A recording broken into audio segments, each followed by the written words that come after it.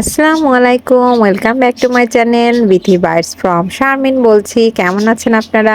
আলহামদুলিল্লাহ আমি ভালো আছি। আজকে একটি নতুন রেসিপি নিয়ে এসেছি। আমি জানি না, হয়তো আগে যারা পুরানো মানুষ ছিল তারা অনেকেই এই খাবারটা খেয়েছেন এবং জানেন, এবং নতুনরা যারা রয়েছেন তারা এগুলো হয়তো নামও জানে না।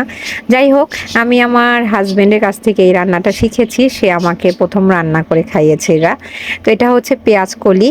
এই পেঁয়াজ কলি দিয়ে সুন্দর করে ভাজি রান্না করে খেলে দারুণ মজা লাগে। আমি আগে প্রথমে পেঁয়াজ কলিগুলো খুব সুন্দর করে পরিষ্কার করে নিয়েছি এবং ধুয়ে নিয়েছি। তারপর আমি এগুলোকে সুন্দর করে একটু একটু করে চিকন চিকন করে, মানে কুচি কুচি করে কেটে নিব। এই রান্নাটা করলে আমার বাসায় সবচেয়ে যে ছোট মেম্বার, মানে লিটল মেম্বার, যে আমার ছোট্ট মেয়ে, সে এমনিতেই বসে বসে বাটিতে নিয়ে ঘুরে ঘুরে খায়।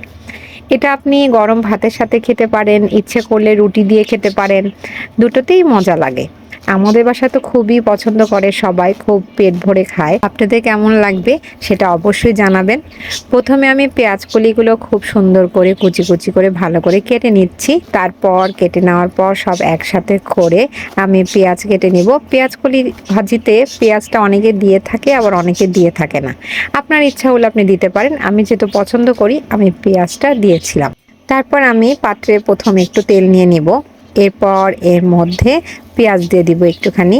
পেঁয়াজটা একটু হালকা ভাজা ভাজা হলে তারপর সেটাকে আমি ভালো করে নেড়ে এর মধ্যে সেই পেঁয়াজগুলি যে কুচি কুচি করে কেটে রেখেছিলাম সেগুলোকে এর মধ্যে দিয়ে দিব।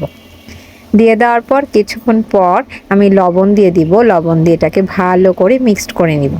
এটা ঢাকার কোনো প্রয়োজন নেই, এটা ঢাকার দরকার পড়ে না।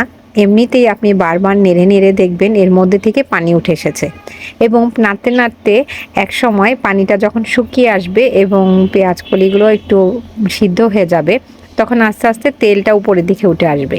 তো আমি এর মধ্যে আবার একটু কাঁচামরিচ দিয়ে নিয়েছি এবং পাশাপাশি একটু গ্রানের জন্য একটু ধনেপাতা দিয়ে দিলাম।